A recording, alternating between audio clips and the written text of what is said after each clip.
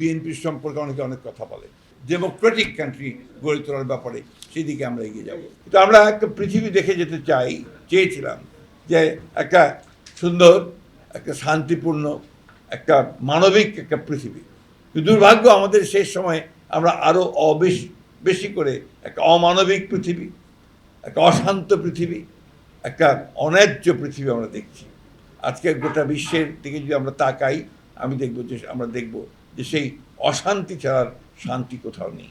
জীবনের বিনিময়ে, রক্তের বিনিময়ে আমরা 24শে জুলাই থেকে শুরু করে 5ই আগস্টের মধ্যে একটা রক্তাক্ত ছাত্রগণ অভ্যুত্থানের মধ্য দিয়ে সেই সুযোগটা আমরা পেয়েছি।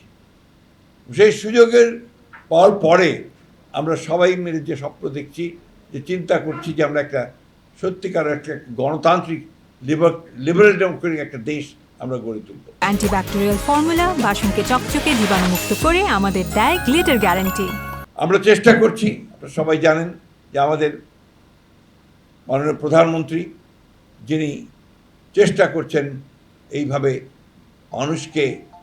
দেশের মানুষকে তার কাছাকাছি চলে গিয়ে, তাদের সঙ্গে গিয়ে তাদেরকে উজ্জীবিত করে, ঠিক তার পিতার মতোই, শহীদ প্রেসিডেন্ট জিয়া রহমান সাহেবের মতোই মানুষকে সংগঠিত করে দেশকে নির্মাণ করবার কাজ করছেন।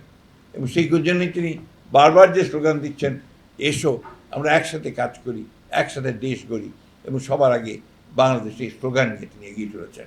বিএনপির সম্পর্কে অনেকে অনেক কথা বলে। বিএনপির 60 লক্ষ মানুষের বিরুদ্ধে মিথ্যা মামলা হয়েছে। বিএনপির প্রায় 1700 নেতা কর্মী গুম হয়ে গেছে। বিএনপির কয়েক হাজার মানুষ হত্যা হয়েছে এই ফ্যাসিবাদের বিরুদ্ধে লড়াই করতে গিয়ে। সুতরাং এই কথাগুলো বারবার করে আমাদেরকে বলতে হয় এই জন্যে যে অনেকে এদেরকে একটা বিভ্রান্তির সৃষ্টি করতে যাচ্ছেন। আমি একটা কথা আমার প্রায় মনে হয় যে আমরা ওইখান থেকে সরে যেতে চাই কেন? ডেমোক্রেসি থাকতে আমাদের প্রবলেমটা কোথায়? আমরা ডেমোক্রেসি থাকি, বিভাজনের রাজনীতি না করি, আমরা সবাই মিলে, যেমন দেশ 1971 সালে দেশ স্বাধীন করেছিলাম, যুদ্ধ করেছিলাম, আমরা স্বৈরাচার এরশাদের বিরুদ্ধে লড়াই করেছি, আবার 24শে আমরা ফ্যাসিবাদের বিরুদ্ধে চূড়ান্ত লড়াই লড়ে আমরা ফ্যাসিবাদ মুক্ত হয়েছি, একটা গণতান্ত্রিক পরিবেশ সৃষ্টি হয়েছে। সবাই মিলে আমরা এটাকে আজকে সেই জায়গায় নিয়ে যেতে পারি যেখানে আমাদের সেই লক্ষ্য রেখে আমরা পৌঁছতে পারব। সমস্যা এত সহজ নয়, এত জটিল, এত সহজেই এতগুলো ক্লেদ চলে যাবে না।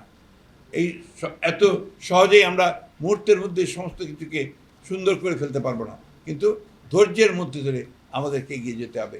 আজকে প্রফেসর ইমাজউদ্দিন সাহেবের যে আমরা বারবার সেই কথাই মনে করি যে তার দেখানো পথ, তিনি যে পথে চলতে চেয়েছেন গণতন্ত্রের পথে, যিনি লিবারেল ডেমোক্রেসির পথে, এবং সঙ্গে নিয়ে সামনের দিকে এগিয়ে সত্যিকার একটা ডেমোক্রেটিক কান্ট্রি গড়ে তোলার ব্যাপারে সেদিকে আমরা এগিয়ে যাব।